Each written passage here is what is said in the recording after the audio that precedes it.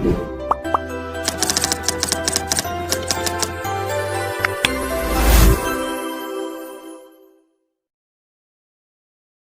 Everyone, welcome to learn easy maths classes. आज इस video में मैं आपको परसेंटेज की एक्सरसाइज 12B के क्वेश्चंस कराऊंगा। In the previous video I explained you exercise number 12A।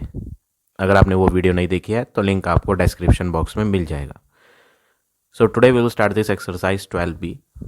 तो यहाँ पर वर्ड सम्स करेंगे हम परसेंटेज के बेस पर।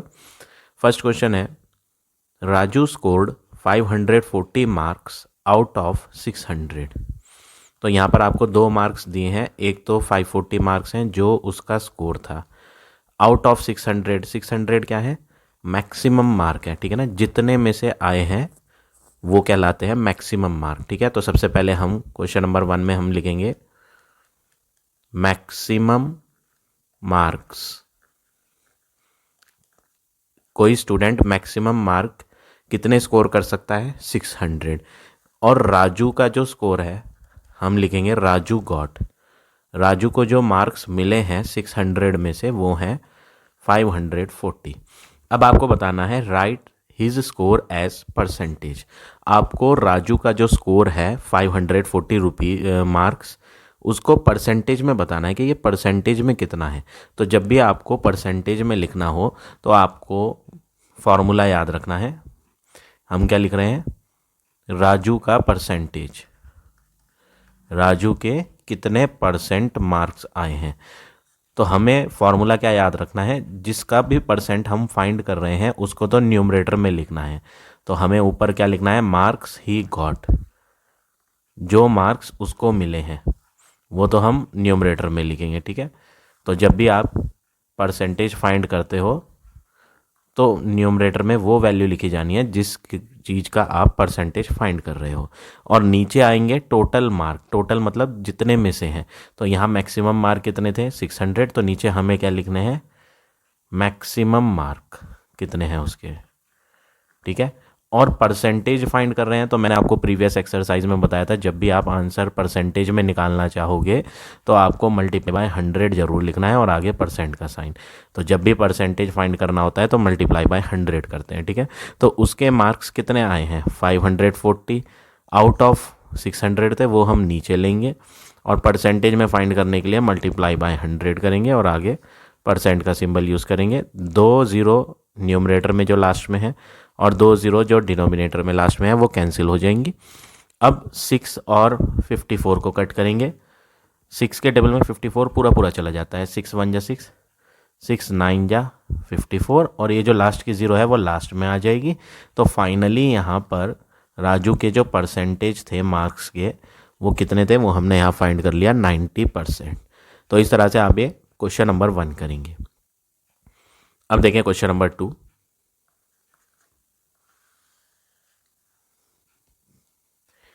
Only 80% of the 1250 students of a school were present on Tuesday। यहाँ पर आपको 2 चीज़ दी हैं। पहली चीज़ क्या है? 80%। अब ये 80% क्या है? 80% जो है वो स्टूडेंट्स हैं जो प्रेजेंट थे ट्यूसडे में, ठीक है। और दूसरी चीज़ क्या दी है? दूसरी चीज़ आपकी है, मैं हाईलाइट कर देता हूँ अलग कलर से। दूसरी चीज़ है 1250। ये 1250 क्या है? ये टोटल स्टूडेंट्स है। ये क्या है? टोटल स्टूडेंट्स, ठीक है। तो आपको यहाँ 2 चीज़ दी हैं। सबसे पहले हम लिखते हैं टोटल नंबर ऑफ स्टूडेंट्स कितने हैं। सबसे पहले लिखेंगे total number of students school में कितने होते हैं? 1250। बट जो स्टूडेंट प्रेजेंट थे ट्यूसडे में, अब हम लिखेंगे स्टूडेंट्स जो आए थे, प्रेजेंट थे, कब? ट्यूसडे में। वो जो है परसेंटेज में दे रखा है 80%, लेकिन नंबर ऑफ स्टूडेंट्स हमें बताने हैं। ये तो परसेंटेज है स्टूडेंट का, कितने स्टूडेंट प्रेजेंट थे ट्यूसडे में, ये उस चीज़ का परसेंटेज है। हमें नंबर ऑफ स्टूडेंट्स बताने हैं जो स्कूल आए थे उस दिन। Number of students who came to school that day. तो आपको क्या लिखना है? Number of students, number of students, ये तो परसेंटेज ऑफ स्टूडेंट था जो प्रेजेंट थे। अब आप लिखोगे number of student who came, who came लिख लो या प्रेजेंट वर्ड लिख लो। केम का मतलब आए हैं और प्रेजेंट वर्ड का मतलब भी क्या होता है, आए हैं। तो आप केम वर्ड भी लिख सकते हो, प्रेजेंट भी लिख सकते हो। तो number of student who came to school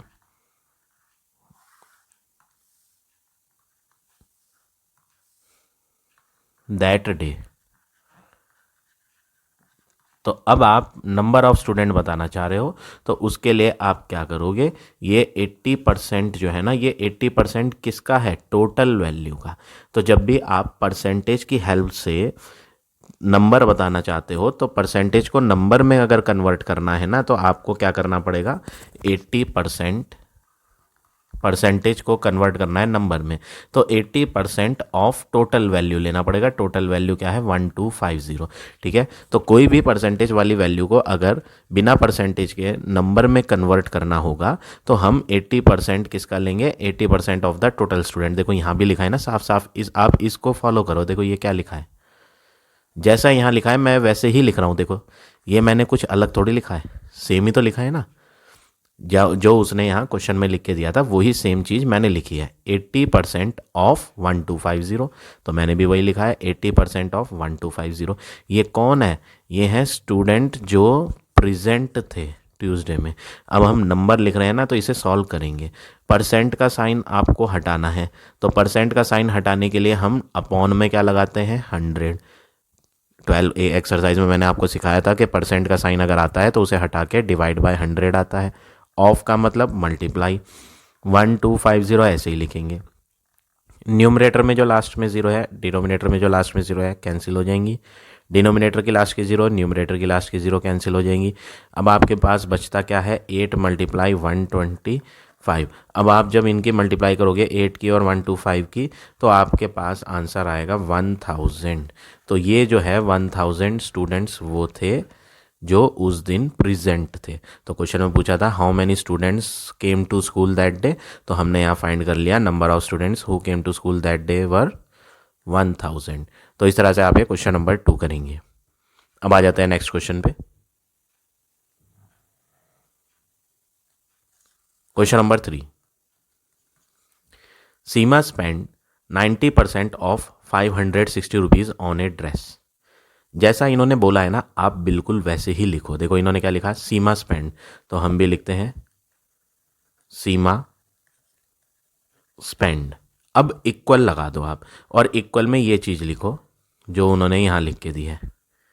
ये लिखा है ना, इसको क्या लिखा है इन्होंने, 90% ऑफ ₹560। ठीक है, अब आपको अगला काम क्या करना है, ये जो परसेंटेज का सिंबल है, परसेंटेज के सिंबल को आप हटाओगे, और परसेंट के सिंबल को हटा के हम अपॉन में 100 लिखते हैं। ऑफ वर्ड का मतलब क्या होता है, मल्टीप्लाई, और आगे क्या है, ₹560। लास्ट ज़ीरो ऊपर में और लास्ट ज़ीरो नीचे कट जाएंगी, लास्ट ज़ीरो नीचे और लास्ट ज़ीरो ऊपर, ये भी कट जाएंगी। तो फाइनली आपके पास बचेगा क्या, 9 × 56। और आप जब इनकी मल्टीप्लाई करोगे 9 की और 56 की, तो आपको आंसर मिलेगा 504 रुपीज़।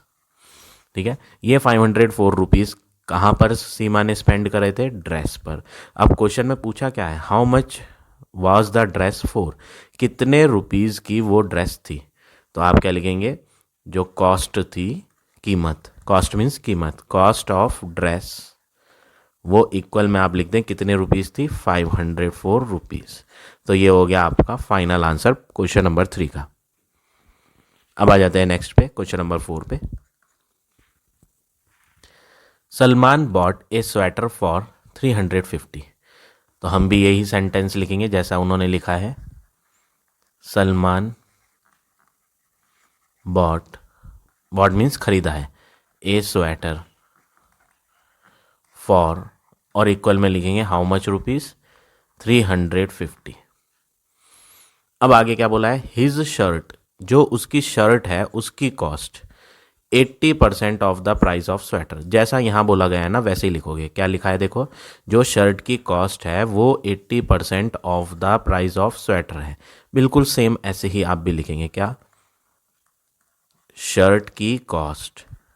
अब आप इक्वल का साइन पुट करो, यहाँ शर्ट की कॉस्ट के आगे यहाँ कोई साइन नहीं है, यहाँ क्या लगाओ इक्वल, और उसके आगे क्या करोगे 80%, आगे क्या है ऑफ, तो हम भी ऑफ लिखेंगे।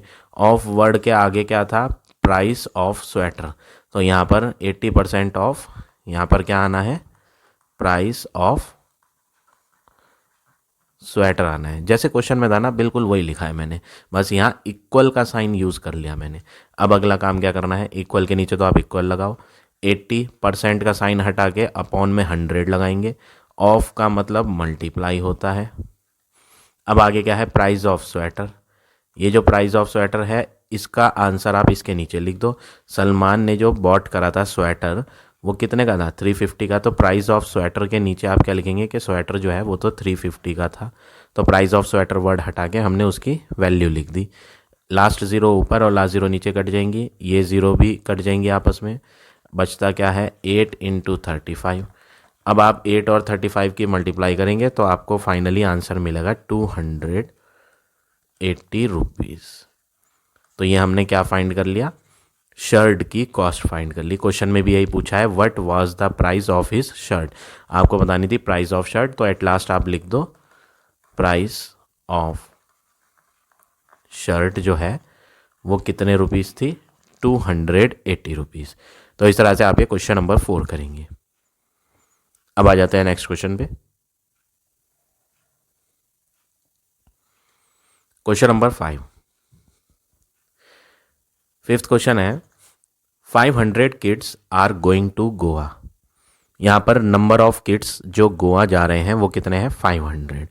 तो सबसे पहले तो हम यही लिखेंगे क्या, number of kids going to Goa, जो गोवा जा रहे थे वो कितने किड्स थे 500। The first bus to Goa will start when 40% of the kids report at bus station. क्या बोला इन्होंने, एक बस नहीं जा रही है, बस और भी जा रही हैं, लेकिन इन्होंने बोला है जो पहली बस है ना गोवा की वो स्टार्ट कब होगी, जब 40% किड्स बस स्टैंड पर आ जाएंगे, ऐसा बोला इन्होंने। तो 40% बोला इन्होंने, गिनती नहीं बताई। ऐसा बोलना चाहिए था ना उसे कि बस तब चलेगी जब 50 किड्स आ जाएंगे या 60 किड्स आ जाएंगे, नंबर बताना चाहिए था, बट इन्होंने क्या बताया परसेंटेज बताया। तो हम पहले इस परसेंटेज को नंबर में कन्वर्ट करेंगे। कौन से परसेंट को, ये 40% ऑफ द किड्स, ये जो है, ठीक है ना। तो हम पहले ये वैल्यू फाइंड करेंगे कि 40% ऑफ किड्स का आंसर आएगा कितना। क्या फाइंड करेंगे हम, 40% ऑफ किड्स का आंसर कितना होता है। तो 40% का साइन जब हटाएंगे तो अपॉन में 100 लगाएंगे, ऑफ का मतलब क्या होता है मल्टीप्लाई। किड्स कितने जा रहे थे गोवा 500 जा रहे थे, तो ऑफ के आगे जो किड्स है इसको हटा के हम क्या लिखेंगे 500। 2 0 नीचे लास्ट में और 2 0 ऊपर लास्ट में कट जाएंगी, तो 40 की 5 से मल्टीप्लाई हो जाएगी, ये जो लास्ट की 0 है वो तो लास्ट में आ जाएगी। 4 × 5 क्या होगा 20।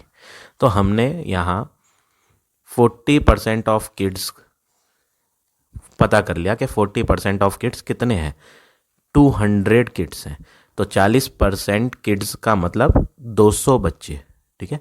तो वो कह रहा है फर्स्ट बस जो है गोवा की वो स्टार्ट कब होगी, जब 40% बच्चे आ जाएंगे, यानी कि 200 बच्चे आने पर फर्स्ट बस चल देगी, ठीक है।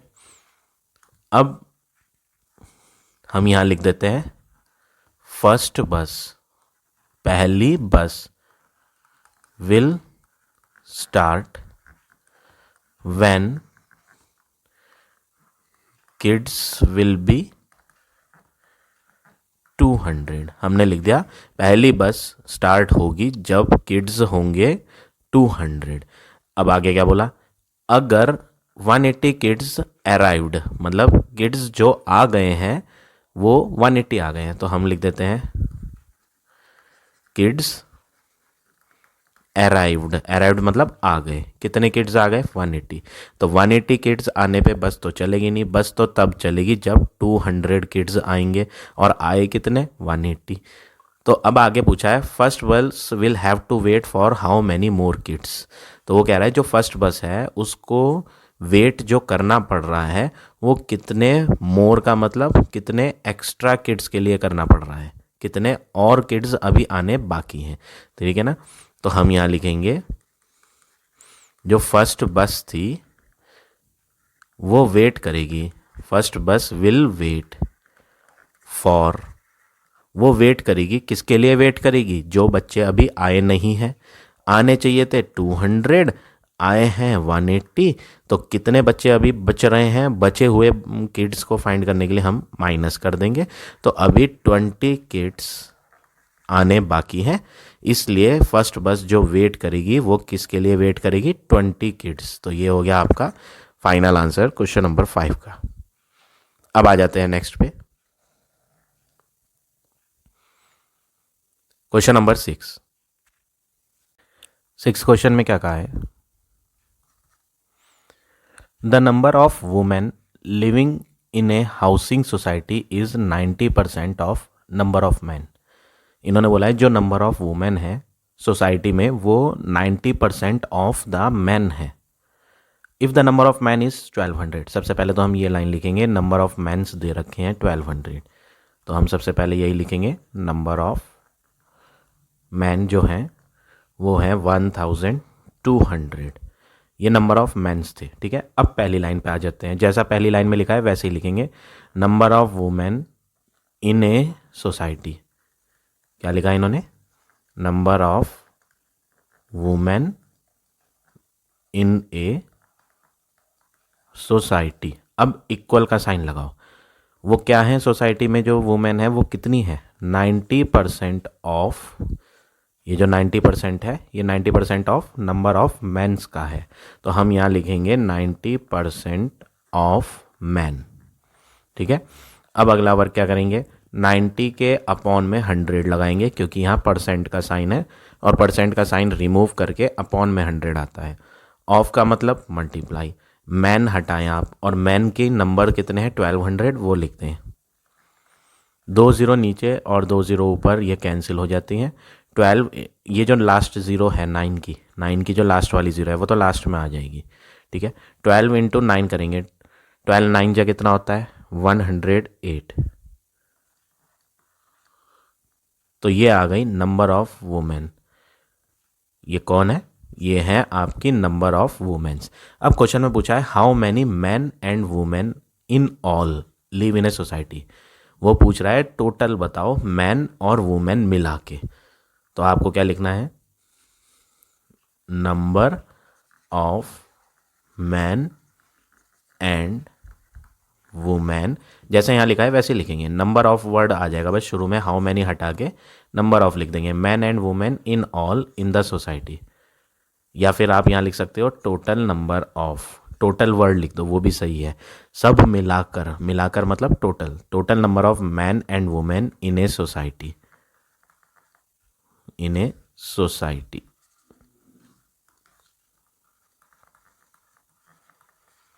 तो दोनों को, ये तो वुमेन थी और ये मैन थे, दोनों को आप आपस में ऐड कर दोगे, 1200 तो मैन थे और वुमेन 1080, तो जब आप इन्हें ऐड करोगे तो ये बन जाएगा 2280।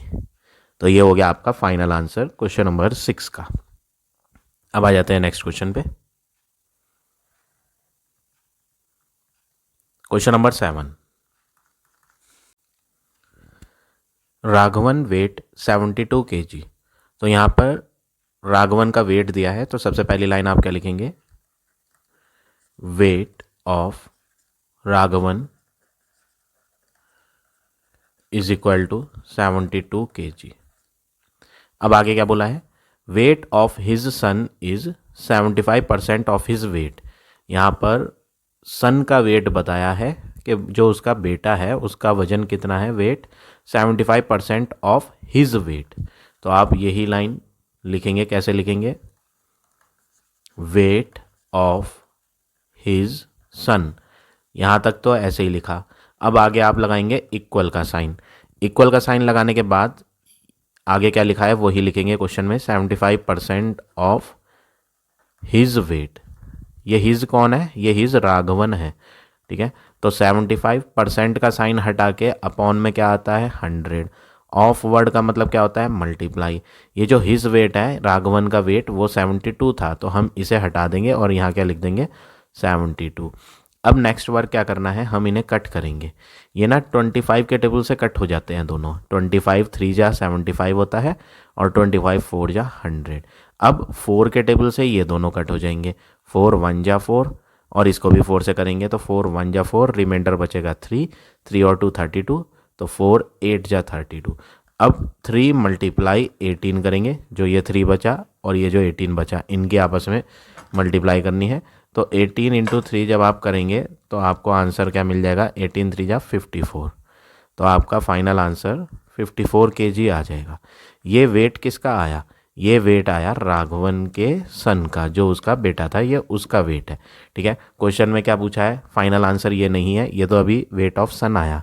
क्वेश्चन में कुछ और भी पूछा है, find the difference between their weight. ये जो डिफरेंस है ना, डिफरेंस वर्ड का मतलब होता है minus.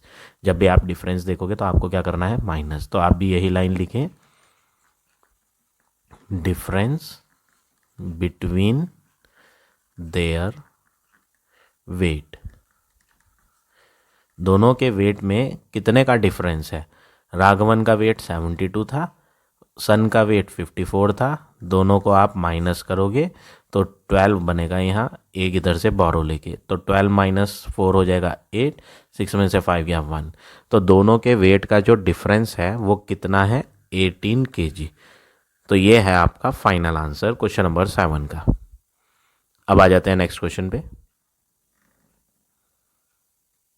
Question number 8। Ashu scored 80 points in A quiz. तो हम यहाँ लिख देते हैं स्कोर है, ये स्कोर ऑफ आशु।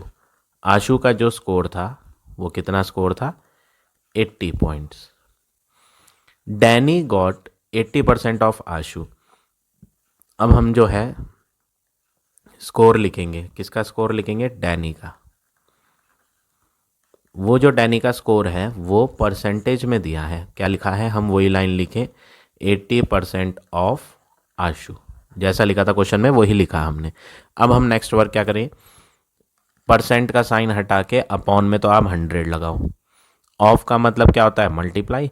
आशु का स्कोर 80 था तो हम आशु का नेम हटा के यहाँ पे 80 लिख दें। लास्ट ज़ीरो ऊपर और नीचे कट जाएंगी, नीचे और ऊपर ये लास्ट ज़ीरो भी कट जाएगी, तो 8 8 जा 64। तो हमने यहाँ आशु का स्कोर दिया हुआ था, डैनी का स्कोर बना लिया। अब आगे बात करते हैं टीनू की। Tinu got 50% of Danny score. यहाँ पर जो स्कोर है वो टीनू का स्कोर की बात चल रही है। टीनू का जो स्कोर है वो 50% ऑफ डैनी है, तो आगे क्या लिखना है 50% ऑफ डैनी। अब आपको क्या करना है सेम वर्क, परसेंट का साइन हटा के अपॉन में तो आप 100 लगाओ, ऑफ हटा के आप मल्टीप्लाई लगाओ। डैनी का स्कोर हम यहाँ बना चुके हैं 64 आया था, वो लिख दो यहाँ। अब लास्ट ज़ीरो ऊपर और नीचे कट जाएंगी, 5 और 10 कट जाएंगे, 5 1 जा 5, 5 2 जा 10। 2 के टेबल से 2 भी कटेगा और 64 भी कटेगा, ये तो हो जाएगा 2 1 जा 2, 2 3 जा 6, 2 2 जा 4। तो फाइनली यहाँ 32 आ गया स्कोर, किसका स्कोर टीनू का। क्वेश्चन में पूछा क्या है व्हाट वाज टीनू स्कोर। आपको बताना है कि टीनू का स्कोर कितना है। तो हमने यहाँ फाइनल आंसर लिख दिया है ऑलरेडी, स्कोर ऑफ टीनू कितना था 32। तो इस तरह से आप ये क्वेश्चन नंबर 8 करेंगे। अब आ जाते हैं नेक्स्ट क्वेश्चन पे, question number 9। Amrish bought 4 sweaters at 250 each. आपसे क्या पूछा है, पूछा नहीं अभी तो बताया है उसने, पूछा तो बाद में जाके है। अमरीश ने खरीदे हैं 4 स्वेटर एट 250 ईच। ईच का मतलब एक स्वेटर 250 का खरीदा है, लेकिन टोटल नंबर ऑफ स्वेटर्स उसने कितने परचेज करे हैं 4। तो बॉट वर्ड है ना, बॉट वर्ड को बोलते हैं कॉस्ट प्राइस। खरीदने वाले पैसे जो होते हैं उसको बोलते हैं cost price. Cost price of 1 sweater लिखोगे आप पहले, कॉस्ट प्राइस मतलब खरीदे हैं, बॉट वाले पैसों को हम क्या बोलते हैं, कॉस्ट प्राइस। तो cost price of one sweater जो है ना वो है 250, क्योंकि यहाँ पे एक ईच वर्ड था और ईच का मतलब ये वन स्वेटर के पैसे हैं, लेकिन वो कितने खरीदता है, 4।